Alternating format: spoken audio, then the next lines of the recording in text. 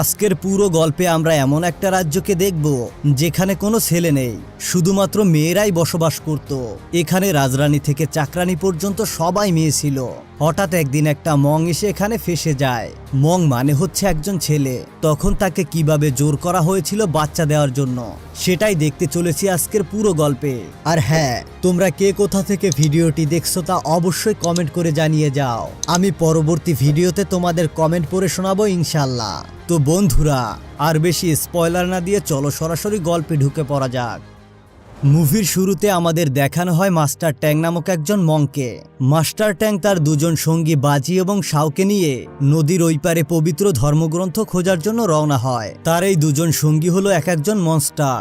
বাজি হলো একজন পিক মনস্টার আর শাও হলো একজন মাফেল মনস্টার। তারা কিছু দূর যাবার পথে তাদের সাথে মানকি কিংও জয়েন করে।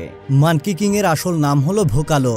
তাদেরকে এই যাত্রায় অনেক সমস্যার সম্মুখীন হতে হয়, আর এই সব সমস্যা কাটিয়ে তারা সামনের দিকে এগিয়ে যাচ্ছিল। কিন্তু তারা যখন নদীর মধ্যে ছিল তখন বড় একটা মাছ তাদের উপর আক্রমণ শুরু করে। সবাই বাঁচার জন্য অনেক লড়াই করতে থাকে, কিন্তু মাছটি তাদেরকে যখনই খাওয়ার জন্য চলে আসছিল, হঠাৎ করেই পানির মধ্য থেকে একটা বড় ধরনের বৃত্ত আকারের দরজা তৈরি হয়। মাছটির কাছ থেকে বাঁচতে গিয়ে তারা সেই দরজা থেকে অন্য একটি রাজ্যে প্রবেশ করে। টেলিপোর্ট করে আসাতে তারা উপর থেকে নিচে পড়তে শুরু করে। তখনই মাস্টার ট্যাং দেখতে পায় একটা সুন্দরী মেয়ে পাহাড়ের উপর ঝুলে আছে। মেয়েটি এত বেশি সুন্দরী ছিল যে মাস্টার ট্যাং তার উপর থেকে নজর সরাতে পারছিল না। পাহাড়ের পাথরের ধাক্কায় মেয়েটি সেখান থেকে পড়ে যাচ্ছিল, কিন্তু মেয়েটির একটি বাহন ছিল হরিণ, আর সেই হরিণটি মেয়েটিকে বাঁচিয়ে নেয়। বাজি এবং শাও অনেক বাজেভাবে নিচে পড়ে যায়। এরপর মেয়েটি নিচে এসে মাস্টার ট্যাংকে জিজ্ঞাসা করে, তুমি কি আসলে পুরুষ? তখন মাস্টার ট্যাং বলে হ্যাঁ। মেয়েটি এটা শুনে একটা মুচকি হাসি দিয়ে সেখান থেকে চলে যায়। এরপর মেয়েটি চলে আসে একটি রাজ্যে, আর এই রাজ্যটি ছিল শুধুই মেয়েদের। এখানে রানী, মন্ত্রী, উজির, নাজির সবাই ছিল মেয়ে। তাদের এই রাজ্যে কোনো পুরুষই ছিল না। এরপর মেয়েটি যখন রাজ্যে প্রবেশ করে তখন আমরা বুঝতে পারি এই মেয়েটি হলো এই রাজ্যের রানী। রানী সবাইকে একত্রিত করে বলে, আমি জঙ্গলের মধ্যে 4 জন পুরুষকে দেখতে পেয়েছি, কিন্তু তার এই কথা শুনে তাকে কেউ বিশ্বাস করে না।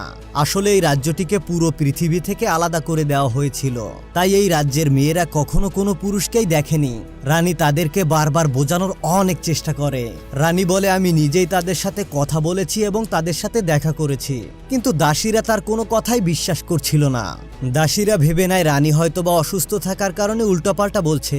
এর কিছুক্ষণ পরেই রানী তাদের লাইব্রেরিতে চলে আসে পুরুষ সম্পর্কে জানার জন্য, আর তাদের পূর্বপুরুষের লেখা বইগুলো থেকে জানতে পারে পুরুষ একটি বিষাক্ত প্রাণী।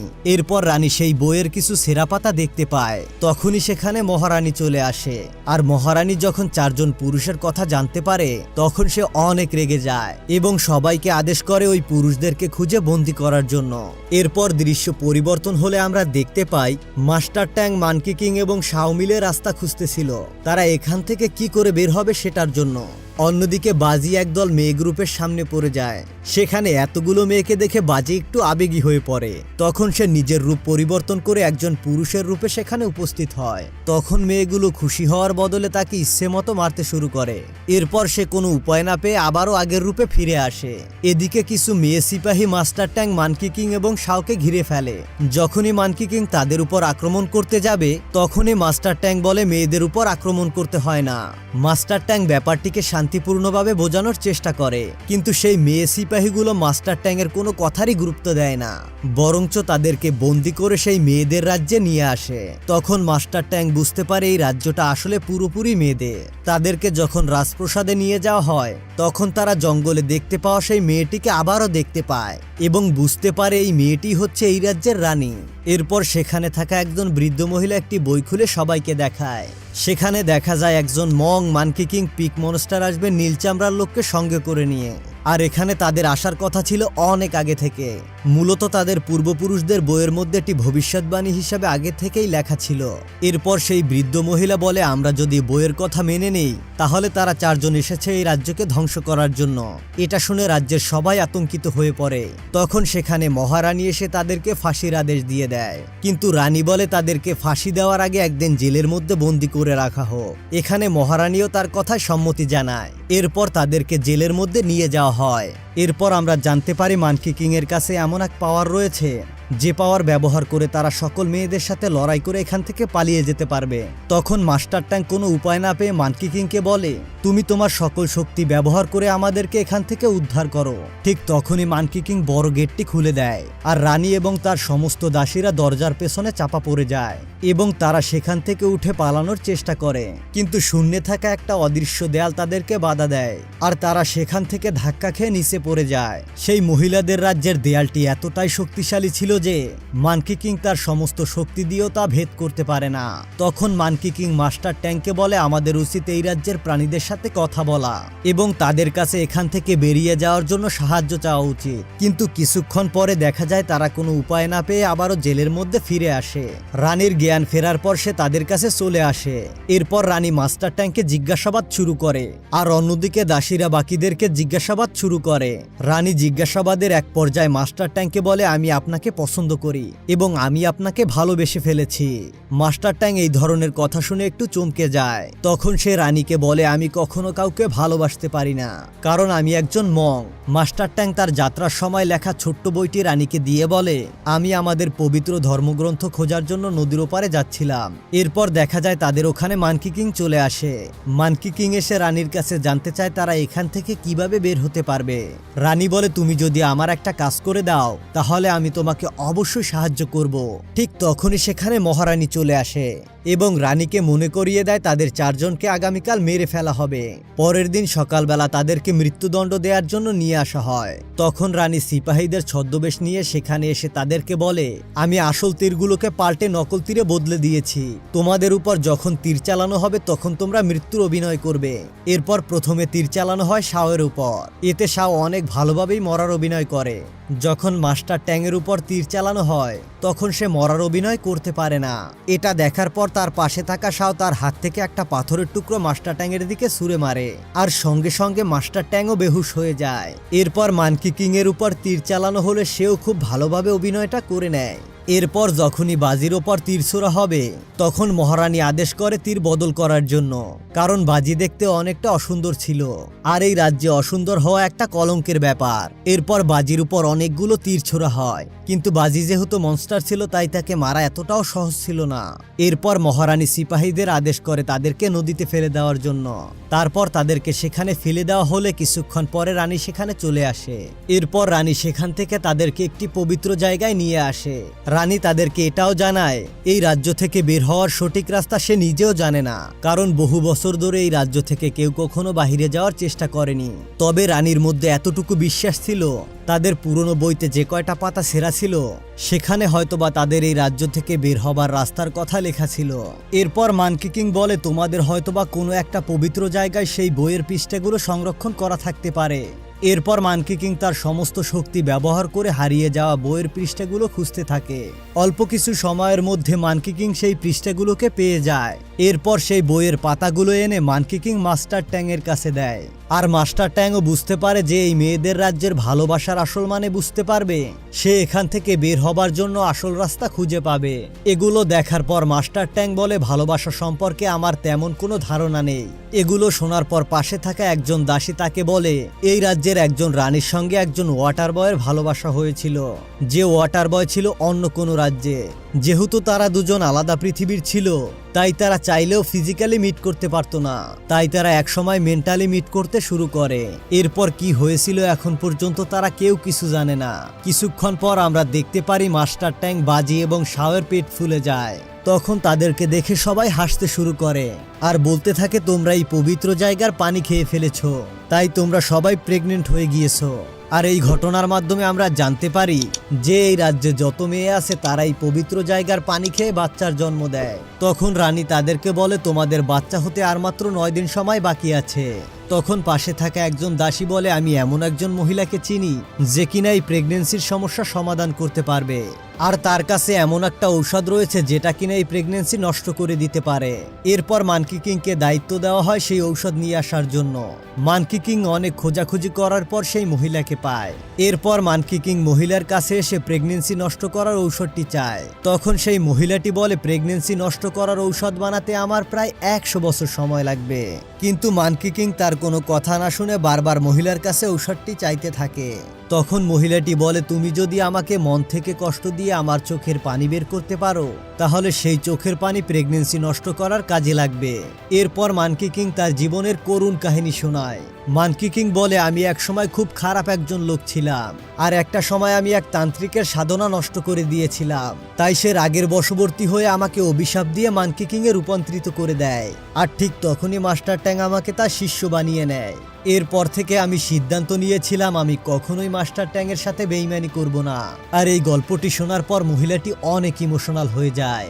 এরপর তার চোখ থেকে পানি পড়তে শুরু করে। তখনই মানকি কিং একটা পাত্রের ভিতরে সেই পানি ধরে ফেলে। অন্যদিকে দেখানো হয় মাস্টার ট্যাং এখনো বিশ্বাস করতে পারছে না সে একটা বাচ্চার জন্ম দিবে। রানী তখন তাকে বোঝায় বাচ্চা জন্ম দেওয়া খারাপ কিছু নয়, তবে বাচ্চাকে মেরে ফেলা কঠিনতম জঘন্য একটা কাজ।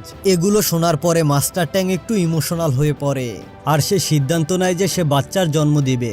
তখনই আমরা দেখতে পারি মানকি কিং সেই ঔষধটা নিয়ে হাজির হয়। তখন সবাই বলে ওই ঔষধ আমরা খাবো না, আমরা আমাদের বাচ্চার জন্ম দিব। এটা শোনার পর মানকি কিং অনেক রেগে যায়। মানকি কিং এর কাছে এটা মনে হচ্ছিল যদি মাস্টার ট্যাং একটা বাচ্চার জন্ম দেয় তাহলে সে তার লক্ষ্য থেকে অনেক দূরে পিছিয়ে যাবে।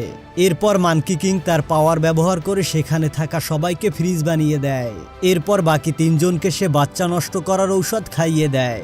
বাচ্চা নষ্ট হওয়াতে মাস্টার ট্যাং অনেক কষ্ট পায়। এরপর সে তার ধর্মের যে বাণীগুলো আছে সেগুলো মাটিতে লিখতে শুরু করে। আসলে ছোটবেলা থেকে মাস্টার ট্যাং তার রাগ কমানোর জন্য এভাবে মাটিতে লিখে আসতো। আর তখনই আমরা দেখতে পারি রানীও মাস্টার ট্যাং এর মতো করে লিখতে শুরু করেছে। এরপর তারা বাণীগুলো লিখতে লিখতে অনেক দূর পর্যন্ত চলে যায় আর সেখানে তাদেরকে একজন বাচ্চা মেয়ে দেখে ফেলে। এই মেয়েটি আসলে মহারানীর পাঠানো একজন গুপ্তচর, যাকে মূলত পাঠানো হয়েছিল রানীর উপর নজরদারি করার জন্য। এরপর আমরা দেখতে পাই সেই ছোট্ট মেয়েটি মহারানীকে সব বলে দিয়েছে। মহারানী তাদের সৈন্যদের নিয়ে এসে তাদেরকে ধরে ফেলে। সৈন্যরা যখনই মাস্টার ট্যাংকে বন্দি করতে যায় তখন রানী মহারানীর কাছে রিকোয়েস্ট করে যেন মাস্টার ট্যাংকে বন্দি না করা হয়। এরপর মাস্টার ট্যাং রানীকে বলে এগুলো বাদ দিয়ে আমাদের তাদের সাথে যাওয়া উচিত। এরপর মাস্টার ট্যাংকে গ্রেফতার করে রাজপ্রাসাদের দিকে নিয়ে আসা হয়, কিন্তু আমরা দেখতে পারি মাস্টার ট্যাংকে রাজপ্রাসাদে না নিয়ে সমুদ্রের পাড়ে নিয়ে আসা হয়। আসলে এই সমুদ্রের কোনো কিনারা ছিল না, যে একবার এই সমুদ্রে গিয়েছে সে কখনো ফিরে আসতে পারেনি। আর এজন্য মহারানী তাদেরকে এখানে নিয়ে এসেছে যাতে করে তাদেরকে সমুদ্রে ফেলে দেওয়া যায়। এরপর মাস্টার ট্যাংকে একটা নৌকার মধ্যে বসিয়ে তাকে সমুদ্রের মধ্যে ছেড়ে দেওয়া হয়। তখন রানী সেখানে তার হরিণটি নিয়ে এসে একটা জাম্প করে নৌকার মধ্যে চলে আসে। মহারানী এটা দেখে অনেক ভেঙে পড়ে, কারণ মহারানী মনে করতো রানীকে ছাড়া এই রাজ্য পুরোপুরি ধ্বংস হয়ে যাবে। এজন্য সে জলদি করে মানকি কিং এর কাছে চলে আসে এবং তার কাছে সব ঘটনা জানায়। তখন সে মানকি কিং এর সামনে হাঁটু গেড়ে বসে পড়ে আর মানকি কিং এর কাছে রানীর জীবনটা ভিক্ষা চায়। সে বলে যে কোনো মূল্যে তুমি রানীকে আমার কাছে নিয়ে আসো। এরপর আমরা দেখতে পাই মানকি কিং জলদি করে তাদেরকে খুঁজতে বেরিয়ে পড়ে। তবে মানকি কিং তার জাদুকরি চোখের সাহায্যে তাদেরকে কোথাও খুঁজে পায় না। আর এদিকে আমরা দেখতে পারি তারা দুজন একদম সমুদ্রের মাঝে চলে আসে। অনেক সময় পার হবার কারণে রানীর অনেক পানির তৃষ্ণা পায়। কোনো উপায় না পেয়ে রানী সিদ্ধান্ত নেয় সে এই সমুদ্রের পানি পান করবে, কিন্তু মাস্টার ট্যাং তাকে আটকে দেয় আর বলে এই সমুদ্রের পানিটা আমাদের জন্য ভালোও হতে পারে এবং খারাপও হতে পারে। আবার এমনটাও হতে পারে পানিটা পান করার পর তোমার পিপাসা আরো বেড়ে যেতে পারে। রানীর পানির পিপাসার সাথে সাথে অনেক ক্ষুধা পেয়েছিল। এটা দেখে মাস্টার ট্যাং তার হাতটা বাড়িয়ে দেয় যাতে করে সে তার মাংস খেয়ে বেঁচে থাকতে পারে, কিন্তু রানী এই কাজটা করে না। এভাবে তাদের দিনটা ভালোভাবেই পার হয়ে যায়। রাতের বেলা সমুদ্রের মাঝে বিশাল একটা ঝড়ের সৃষ্টি হয়, তবে এই ঝড় তুফানের মধ্যে তারা কোনোভাবে বেঁচে যায়। পরদিন সকালবেলা তারা দেখতে পায় সমুদ্রের মাঝখানে বড় একটা দরজা খুলে গেছে। আসলে এই দরজাটি খুলে গিয়েছিল মূলত তাদের সত্যিকারের ভালোবাসার জন্য। আর এই দরজাটিকে সবাই অনেক দূর থেকে দেখতে পায়, এমনকি মানকি কিংও দেখে ফেলে। এরপর শাও এবং বাজি এসে মাস্টার ট্যাংকে বলতে থাকে এই দরজা দিয়ে যেন তারা বাহিরে বেরিয়ে যায়। তখন আমরা দেখতে পারি মাস্টার ট্যাং রানীর দিকে ফিরে তাকায় তাদের সাথে যাওয়ার জন্য। এরপর রানী যখন প্রেমের টানে দরজা থেকে বেরিয়ে যাওয়ার জন্য বেরিয়ে আসে তখন একটা অদৃশ্য দেয়াল তাকে আটকে দেয়। আসলে এই রাজ্য থেকে রানীর বের হওয়ার অনুমতি নেই। যখন সে জোর করে দেয়াল থেকে বের হওয়ার চেষ্টা করে তখনই রানী আস্তে আস্তে পাথরে পরিণত হতে শুরু করে। মাস্টার ট্যাং যখন এগুলো দেখতে পারে তখন সে দৌড়ে গিয়ে রানীকে শক্ত করে জড়িয়ে ধরে। আর তখনই আবার মহিলাদের রাজ্য ঠিক হয়ে যায়। এরপর আমরা সমুদ্রের নিচে সেই ওয়াটার বয়কে দেখতে পারি। এটা হচ্ছে সেই ওয়াটার বয় যার সম্বন্ধে আমরা কিছুক্ষণ আগেই জানতে পেরেছিলাম। আর যখনই সে এই দরজাটিকে দেখতে পায় তখনই সে জলদি করে মহিলাদের রাজ্যে চলে আসে। সে এত বছর ধরে অপেক্ষা করছিল তার ভালোবাসার মানুষকে পাওয়ার জন্য। এরপর আমরা দেখতে পাই মহারানী যখন রানীর সেবা করছিল তখনই তার অতীতের কথা মনে পড়ে যায়। যখন রানী ছোট ছিল তখন মহারানীর কাছে রানীর মাতাকে দিয়ে বলেছিল সে যেন খুব ভালোভাবে রানীর দেখাশোনা করে। আর এখানে আমরা জানতে পারি ওই ওয়াটার বয়ের সঙ্গে মহারানীরই সম্পর্ক ছিল। আর যেহেতু তার কাছে একটা বাচ্চা চলে এসেছিল তাই সে তার দেখাশোনা করার জন্য তার ভালোবাসাকে ত্যাগ করে দেয়। মূলত রানীকে দেখাশোনার জন্য সে ওয়াটার বয়ের সঙ্গে তার ভালোবাসার সম্পর্ক ছেদ করেছিল। পরবর্তীতে দেখা যায় রানী যতদিন পর্যন্ত সুস্থ না হবে ততদিন মাস্টার ট্যাং এখান থেকে যাবে না। সে এখানে বসেই প্রার্থনা করতে শুরু করে। তখনই সে দেখতে পারে তার সামনে দয়ার দেবী চলে আসে। দেবী তখন মাস্টার ট্যাংকে বলে, যেহেতু তুমি রানীকে পছন্দ করতে শুরু করেছো এতে করে তোমার কোনো দোষ নেই, তবে তোমাকে এখন এই সিদ্ধান্ত নিতে হবে যে তুমি রানীকে চাও নাকি পুরো পৃথিবীটাকে চাও। মাস্টার ট্যাং যখন রানীর কাছে চলে আসে তখন আমরা দেখতে পারি এখানকার সকলে রানীর সুস্থতার জন্য প্রার্থনা করছে। আর ঠিক তখনই সেখানে ওয়াটার বয় চলে আসে। ওয়াটার বয় আসলে মহারানীর ভালোবাসার টানে 20 বছর অপেক্ষা করেছে। যখনই সে মহারানীকে দেখতে পায় তখন তাকে তাদের অতীতের ভালোবাসার কথা বলতে থাকে। ওয়াটার বয় মহারানীকে তার সাথে যাওয়ার জন্য বলে, কিন্তু মহারানীর কাজ হলো রানীকে সঠিক পথ দেখানো, তাই সে আবারও ওয়াটার বয়কে নিষেধ করে দেয়। আর এজন্য ওয়াটার বয় প্রচন্ড রেগে গিয়ে সিদ্ধান্ত নেয় সে মেয়েদের রাজ্যকে পুরোপুরি ধ্বংস করে দিবে। ওয়াটার বয় রানীকে এবং মাস্টার ট্যাংকে নিয়ে সেখান থেকে চলে যাচ্ছিল। তখনই মানকি কিং তাদেরকে বাঁচিয়ে নেয়। এই ঘটনার পর ওয়াটার বয় আরও রেগে যায়। এরপর সে নিজের রূপ পরিবর্তন করে পুরো রাজ্যকে ধ্বংস করতে শুরু করে। বাজি এবং শাও বিশাল রূপ ধারণ করে ওয়াটার বয়ের সাথে লড়তে শুরু করে। ওয়াটার বয় পুরো রাজ্যকে পানির মধ্যে ডুবিয়ে দেয়। মাস্টার ট্যাং দেখতে পায় নিরীহ মেয়েগুলো মারা যাচ্ছে। তখন সে বুদ্ধদেবের কাছে প্রার্থনা করতে শুরু করে। তখনই দেখা যায় আকাশ থেকে একটা হাত ইশারা করে সকল ডুবে যাওয়া মেয়েদেরকে উপরে তোলে এবং হাতটা ইশারা করে ওয়াটার বয়কে শাস্তি দিয়ে দেয়। এরপর বেশ একটা লম্বা সময় পার হয়ে যায়। কিছুদিন পরে আমরা দেখতে পাই মহিলাদের রাজ্য আবারও আগের মতো হয়ে গিয়েছে। অন্যদিকে মাস্টার ট্যাং তার দায়িত্ব পালন করার জন্য আবারও তার লক্ষ্যে রওনা হওয়ার সিদ্ধান্ত নেয়। রানীও তার সিদ্ধান্তে সহমত জানায়। আর রানী তার পুরো রাজ্যকে দেখাশোনা করার জন্য এখানেই থেকে যায়। গল্পের একদম শেষের দিকে আমরা দেখতে পারি রানী তাদের 4 জনকেই বিদায় জানায়। এরপর তারা 4 জন মিলে আবারও সেই পবিত্র ধর্মগ্রন্থ খোঁজার উদ্দেশ্যে রওনা হয়। আর এখানেই সমাপ্তি ঘটে এই অসাধারণ মুভিটির। তো বন্ধুরা, কেমন লাগলো এই অসাধারণ গল্পটি তা অবশ্যই কমেন্ট করে জানাতে একদমই ভুলবে না। তোমরা যদি এই চ্যানেলটিকে এখনো সাবস্ক্রাইব না করো এখনই সাবস্ক্রাইব করে দাও। দেখা হবে পরবর্তী ভিডিও নিয়ে। ততক্ষণ পর্যন্ত ভালো থেকো, সুস্থ থেকো। আল্লাহ হাফেজ।